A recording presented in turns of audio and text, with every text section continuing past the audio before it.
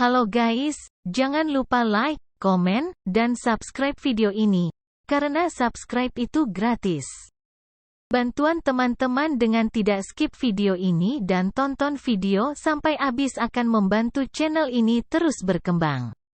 Tuhan memberkati buat sahabat Lumban Ina Channel. Hari ini judulnya apa, saudara-saudari? Khusus? Hari ini judulnya apa? Menang atas pencobaan. Ya.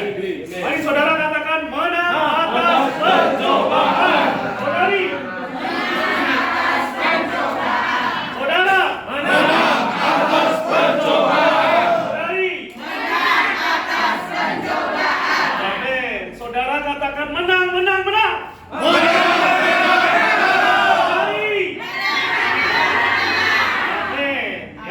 Menang atas pencobaan. Saudara-saudari, seluruh hidup Kristen kita itu di bawah pencobaan. Seluruh hidup kita. Ya. Mari kita melihat satu perbedaan yang sering disalahpahami banyak orang, bahkan mayoritas orang Kristen juga salah paham antara ujian dan pencobaan. Bedanya apa, saudara-saudari? Ujian dan pencobaan. Apa bedanya? Cobaan dari iblis. Ya. Perbedaannya apa? Kita melihat ya bahwa Alkitab menunjukkan sebuah perbedaan antara ujian dan pencobaan. Jadi jangan sekali-kali disamakan. Ya. Saudara-saudari, kalau kita mau melihat perbedaannya, ini tercatat di dalam kitab Yakobus pasal 1 ayat yang kedua sampai yang ke-12 itu adalah ujian. Dari ayat 13 sampai yang ke-21 itu adalah pencobaan. Amin. Saudara-saudara bisa melihat dari ayat-ayat itu sehingga bisa melihat perbedaannya. Ujian itu positif. Amin. Jadi ujian itu positif. Amin. Katakan ujian itu positif. Ujian itu positif. Pencobaan itu negatif. Pencobaan itu negatif. Amin. Ya. Ujian terjadi di lingkungan kita. Jadi lingkungan kita itu akan banyak mendatangkan ujian bagi kita. Amin. Dan itu diizinkan Allah. Saudara-saudari, diizinkan Allah.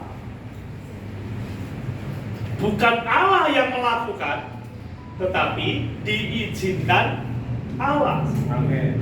Lingkungan kita itu akan menguji kita. Iya. Nah, ini kita melihat ya. Nah, pencobaan itu ada dari dalam kita. Kalau tadi lingkungan berarti di luaran. Kalau pencobaan itu di dalam kita. Pencobaan itu kita dicobai oleh hawa nafsu diri kita sendiri. Tentunya di dalamnya ditunggangi oleh iblis. Ya. Kalau tadi ujian itu diizinkan Allah. Kalau pencobaan oleh diri kita sendiri dan ditunggangi oleh iblis.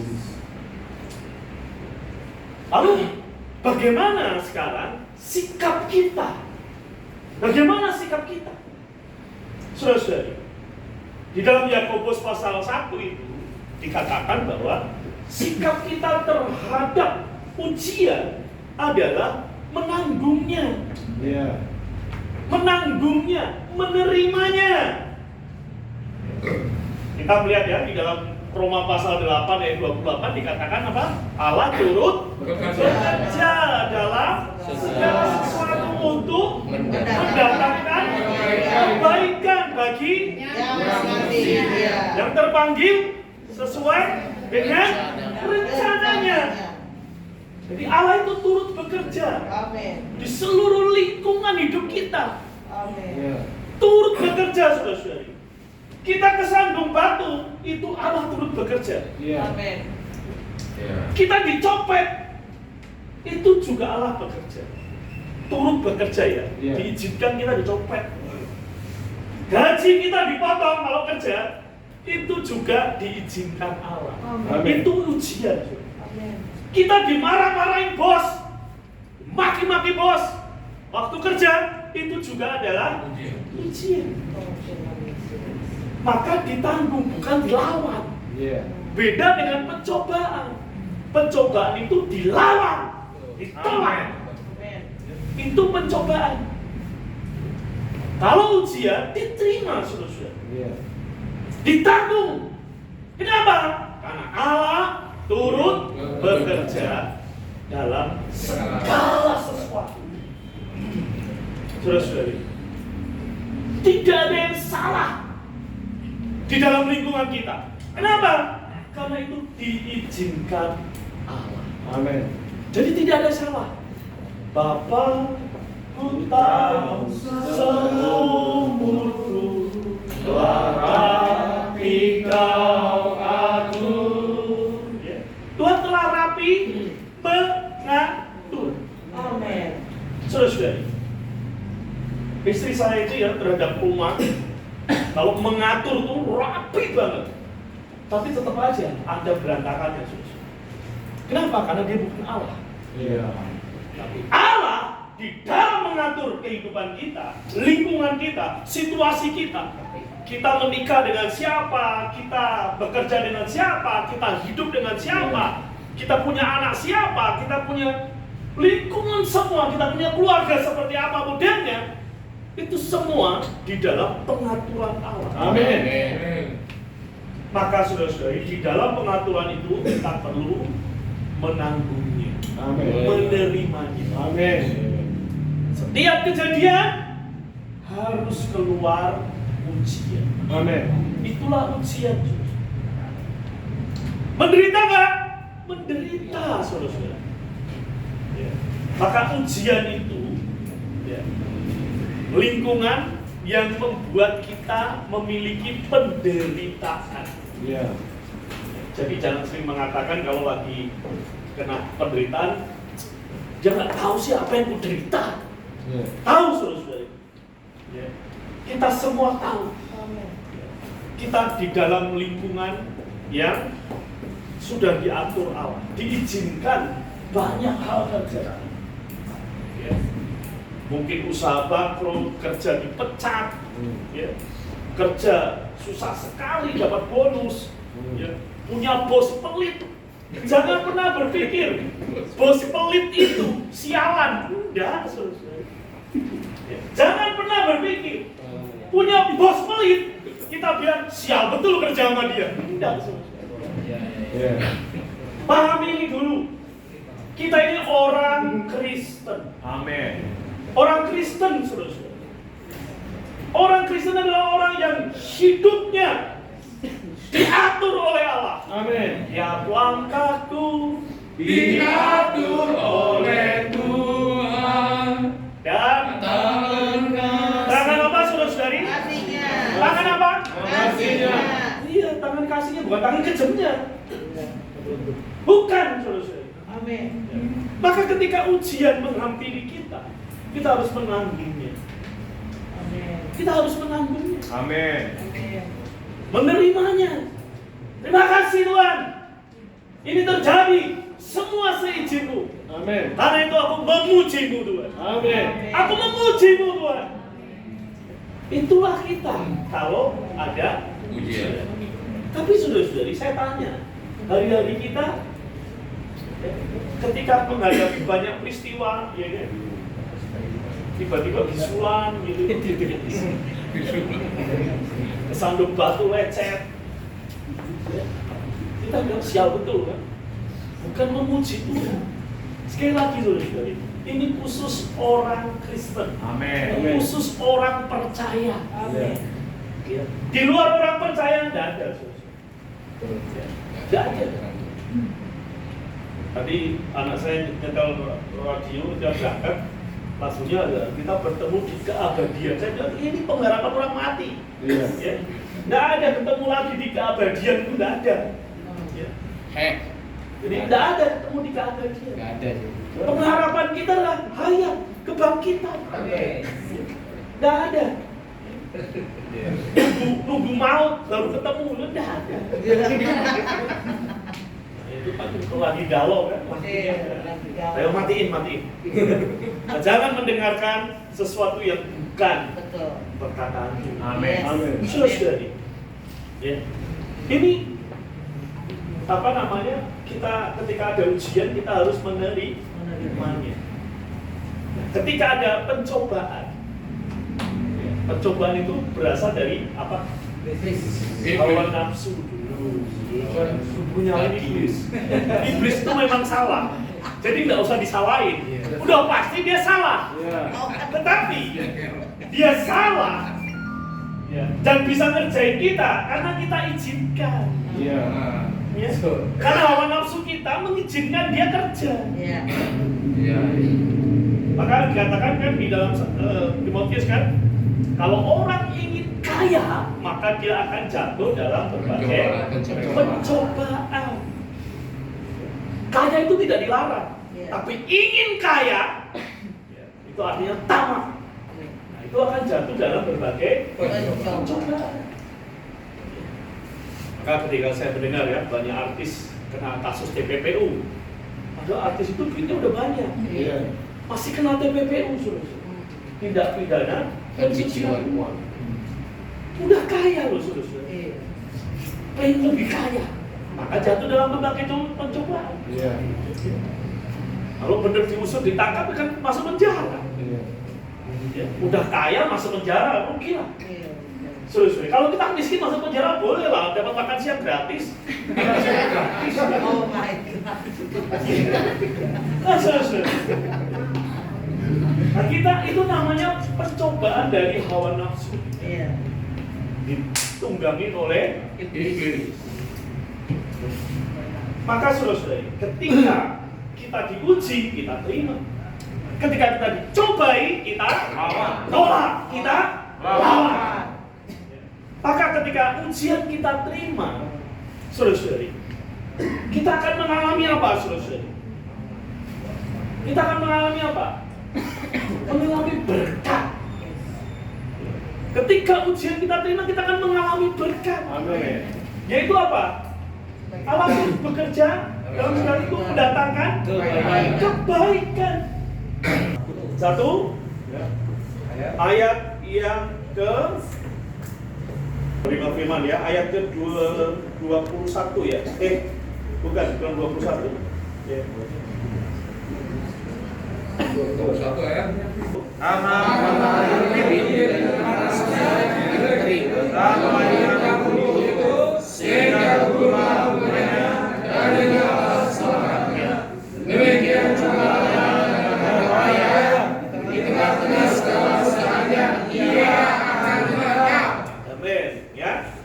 Kita ayat 2 dan 3 ya, kita buka baca ayat 2 dan 3. Ayat 3, 2, 1. Saudara-saudaraku, anggaplah sebagai sesuatu apabila kamu jatuh dalam kata pencobaan di sini ujian. Ini bahasa Inggrisnya trial. Ya. Kalau ujian itu trial, kalau pencobaan itu temptation. Kita harus membedakan ya, di dalam bahasa Indonesia ini agak membingungkan ya. Tetapi kita melihat ya, berbahagialah kalau kita jatuh dalam berbagai ujian, sebab kamu tahu bahwa ujian terhadap imanmu. Ya. Amin. Ya, saudara-saudari, imanmu membuktikan imanmu. Iman timbul dari ya, bersandarkan firman Tuhan. Inilah ujian. Memiliki firman Tuhan, maka bagi kita ujian adalah satu kebahagiaan. Kalau tidak punya firman Tuhan, ujian adalah marah-marah, mengeluh, protes. Kita melihat di sini ujian. Sekarang pencobaan itu bagaimana kita melawannya? Sama, memiliki firman. Ya, di dalam ayat 21 itu, terimalah firman Tuhan dengan lemah lembut. Memiliki firman. Amin. Maka hasilnya apa, saudara-saudari? Hasilnya kita memiliki keselamatan jiwa kita. Keselamatan jiwa. Maka jiwa kita penuh tadi damai sejahtera, sukacita. Ya. Lalu apa lagi? Banyak kebenaran, menikmati realitas. Jadi ketika pencobaan kita lawan, kita tolak, maka kita akan memiliki keselamatan jiwa. Satu catatan, bagaimana Tuhan itu dicobai dan Tuhan itu menang. Amin. Dia dicobai, dia menang. Amin. Saudara-saudari, seluruh manusia dimulai dari Adam itu telah gagal menerima pencobaan. Dan apa yang terjadi? Jatuh, rusak. Ya. Tapi ada satu manusia, yaitu manusia kedua, Amin. namanya Yesus. Dia juga dicobai, Amin. tetapi dia menang. Amin. Mari kita membuka di dalam Matius pasal 4, ayat yang pertama. Kita sampai ayat 11 ya. Kita sedikit Bible study dikit, tapi semuanya penuh dengan kenikmatan. Ya. Ayat 1 kita baca. Maka Yesus dibawa oleh Roh ke padang gurun untuk Hidup yang baik. Jadi Tuhan Yesus dibawa oleh siapa? Roh. Oleh Roh ke padang gurun. Saudara-saudari, ini terjadi setelah Tuhan Yesus dibaptis dan diurapi. Iya, betul. Tuhan Yesus di pasal 3 dia dibaptis dan diurapi. Iya. Setelah itu dipimpin oleh Roh, dibawa oleh Roh. Saudara-saudari, ini gambaran kehidupan kita orang Kristen. Asal kita percaya Tuhan dan dibaptis, maka kita akan hidup oleh Roh, dipimpin oleh Roh. Semua orang Kristen asal percaya dan dibaptis pasti dipimpin oleh Roh. Roh itu bersama-sama dengan Roh kita bersaksi bahwa kita adalah anak-anak Allah. Setiap anak-anak Allah hidupnya dipimpin oleh Roh Allah. Ya, ini yang dikatakan di dalam Roma pasal 8. Saudara-saudari, maka di sini Tuhan Yesus juga sebagai anak Allah, tapi dia juga adalah manusia. Dia dipimpin oleh Roh, dibawa oleh Roh. Amin. Jadi siapa yang membawa, saudara-saudari? Roh. Roh kemana? Padang gurun. Saudara-saudari, padang gurun ini adalah lambang dari dunia. Setiap orang Kristen yang dibaptis itu keluar dari dunia. Kan dibaptis itu meninggal dunia, betul ya? Orang yang dibaptis itu orang yang telah meninggal dunia. Amin. Meninggalkan dunia. Amin. Seperti orang Israel telah masuk melintasi Laut Merah, dia meninggalkan Mesir. Lalu sampai keluar dari air itu dia memasuki apa? Padang gurun. Sama, Tuhan Yesus juga memasuki padang gurun. Hari ini, setiap kita yang telah percaya Tuhan Yesus telah dibaptis juga memasuki padang gurun. Dan padang gurun itu dunia. Dunia. Ini bukan kosmos. Ini world. Dunia. Dunia itu diciptakan oleh siapa, saudara-saudara? Dunia itu diciptakan oleh siapa? Allah. Dunia diciptakan oleh siapa? Iblis. Ya. Iblis. Ya. Bumi yang diciptakan oleh Allah. Bumi diciptakan Allah. Dunia Diciptakan iblis. Iblis. Iblis membuat sistem dunia dalam 3 hal.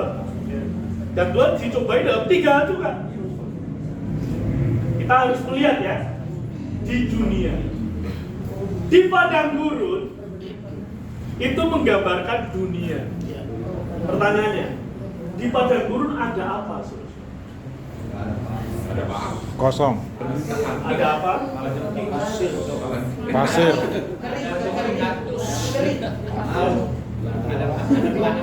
Ya saya nggak nanya ada pasir, ada batu, nggak nanya. Ada, kita bicara Alkitab ya. Di padang gurun ada apa? Kosong. Jadi ada apa? Ada 2 persona, Allah dan Iblis. Tadi kan Roh Kudus membawa Yesus ke padang gurun. Berarti Roh Kudus ada di mana? Padang gurun. Lalu di situ juga ada nanti si pencoba. Ya, jadi padang gurun, di padang gurun ada Allah, ada iblis. Sama seperti orang Israel jalan ke padang gurun. Di padang gurun mereka dipagut ular. Di padang gurun ada tiang awan, ada tiang api. Itu lambang Allah, Roh Kudus. Ular lambang iblis. Jadi di dunia ini ada 2 persona, Allah dan iblis. Nah bedanya dengan orang tidak percaya apa? Orang tidak percaya itu udah di dunia adanya cuma iblis, Allahnya tidak ada. Iya. Ya. Maka beritahu yang belum punya Allah di dalam Kristus Yesus, beritahu kamu hanya ada iblis di dunia ini. Iya. Maka hidupmu tampak sial terus. Maka waktu nyanyi tadi ya, tidak ada yang girang, nggak ada sebenarnya. Nanti apa? Ronald ditutupi pakai itu apa namanya? Pakai masker, giginya kan? Dicobai, untuk dicobai iblis. Iya. Allah mengatur lingkungan, iblis mencobai. Bedakan ya. Roh Kudus membawa ke padang, ke dunia. Hari ini setelah kita percaya dan dibaptis, bukan langsung ke surga, saudara-saudara. Ya, mimpi. Bukan langsung ke surga. Jadi jangan kecewa kalau menjadi orang Kristen. Loh, saya setelah jadi orang Kristen kok gini? Kok lebih susah hidupku? Kok begini? Saudara-saudara, namanya dibawa ke padang gurun. Di padang gurun itu ke dunia. Nah kita juga setelah percaya dan dibaptis, secara rohani kita telah keluar dari dunia. Secara fisik kita ditaruh di dunia. Ya, mari kita membaca satu ayat yang menunjukkan hal ini ya, di dalam 1 Yohanes pasal 5 ayat yang ke-19. Yohanes 5 ayat yang ke-19. Tolong bacakan. Amin. Kita tahu bahwa kita berasal dari Allah dan seluruh dunia berada di bawah kuasa si jahat. Ya, saudara-saudari, kita berasal dari Allah. Seluruh dunia di bawah kuasa si jahat. Saya dan saudara-saudari yang percaya dan telah dibaptis berasal dari apa? Dari Allah. Seluruh dunia di bawah kuasa si jahat. Jadi kalau kita sedang hidup di dunia, kita tahu dunia dunia ini isinya si jahat. Iya. Bukan si jabat ya, si jahat. Ya. Isi. Maka di dalam hidup orang Kristen tidak ada kebencian. Amin. Saudara sekali, di dalam hidup orang Kristen tidak ada kebencian. Yang ada kasih. Amin. Karena Allah adalah kasih. Kita ini berasal dari Allah. Amin. Kita berasal dari apa, saudara? Allah. Kita di keluarga Allah, keluarga kasih. Iya. Maka setiap orang Kristen mengapa harus melayani? Karena kita ini sudah terlalu limpah kasih Allah. Amin. Haleluya. Kasih Allah Berlimpah. Mungkin terukur. kasih Allah berlimpah. Kita miliki. Maka ketika berlimpah apa yang terjadi? Berlimpah itu artinya mengalir keluar. Jadi kalau untuk mengasihi orang lain nggak usah ngos-ngosan, nggak usah keringetan. Maka imam-imam di dalam perjanjian lama kalau melayani Allah, dia berkeringat, dia mati. Ngos-ngosan. Wah, kalau model gitu nggak bisa kayaknya dikasih. Nggak pantas dikasih. Oh tidak, saudara-saudari. Tidak. Aku orang dosa, paling bejat, namun diberinya kurnianya. Ya, orang lain, kalau kita bisa mengakui, kita pasti bisa apa? Bisa apa? Bisa menginjil. Amin. Bisa melayani. Amin. Karena kasih Allah yang telah berlimpah di atas diri kita. Maka saudara-saudari, tadi jelas ya, kita dibawa, Tuhan dibawa oleh Roh Kudus untuk dicobai iblis. Selama berapa? 40 Hari Angka 40, angka apa saudara-saudari? Jadi kalau ada orang di Jawa itu biasa kalau udah meninggal 40 hari. Isinya pencobaan, ujian. Asal angka 40 ada di Alkitab kita baca, ini adalah pencobaan. Ini adalah penderitaan. Tuhan diuji padang gurun 40 hari. Maka dikatakan laparlah Yesus. Saudara, pencobaan yang pertama ini menunjukkan masalah kehidupan kita sehari-hari, terutama makanan. Saudara-saudari, makanan bagi kita itu sandaran, itu andalan. Ya. Namanya makanan itu sandaran, itu andalan. Amin. Betul ya? Karena kita harus tahu dulu perbedaannya. Anak manusia itu untuk membereskan iblis. Anak Allah adalah untuk menyelamatkan kita. Amin. Jika kita membaca anak manusia, berarti itu untuk menaklukkan, mengalahkan iblis. Amin. Ya. Maka di dalam 2 Yohanes, kalau orang tidak percaya dia datang sebagai manusia, ya, itu adalah apa saudara? Bidak, sesat. Tuhan Yesus datang sebagai manusia, dia bukan makhluk alien. Dia masuk ke rahim perempuan, ya. Lahir 9 bulan 10 hari normal, saudara-saudari. Mungkin dulu belum ada sesar ya.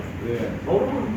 Dia sebagai anak manusia untuk menaklukkan iblis.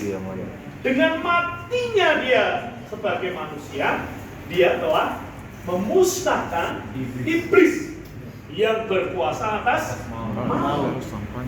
Ya. Nah, sebagai anak Allah, dia menyelamatkan kita. Amin. Yaitu hayatnya. Amin. Cara anak Allah bicara hayat.